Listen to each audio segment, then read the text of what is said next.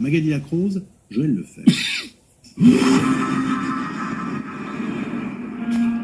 À l'heure de la prière de la mosquée de Whitechapel, ils sont aux abonnés absents.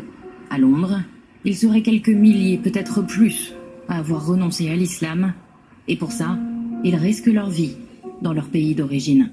Mariam Namadi a quitté l'Iran il y a des années et elle a eu cette idée un peu folle de fédérer les ex-musulmans en Angleterre. Beaucoup de gens se posent des questions. Et notamment grâce aux réseaux sociaux, Internet, ce combat est devenu plus visible. Ils peuvent rester anonymes et dire en sécurité qu'ils ne croient plus en Dieu, critiquer, se moquer de la religion comme tout le monde devrait pouvoir le faire. Partout, on nous contacte depuis la Somalie, l'Arabie Saoudite, l'Iran, l'Afghanistan, le Pakistan. Jusqu'en Europe, beaucoup de gens sont toujours effrayés et ne se sentent pas en sécurité. C'est pour ça que c'est important de prendre position pour la liberté de penser.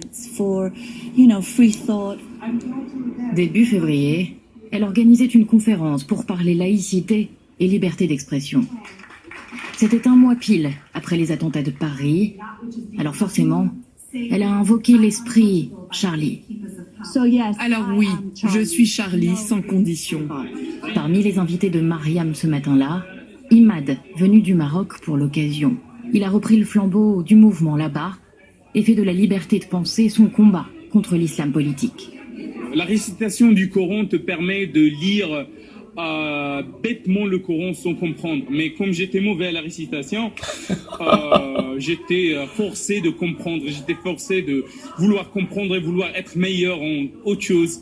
Et je crois que si on lit le Coran d'une vue sceptique et avec les tafassirs, avec l'histoire d'islam, c'est super simple de renoncer à cette religion que je vois barbare, cette religion qui n'est pas la bienvenue dans les valeurs humaines, dans les valeurs de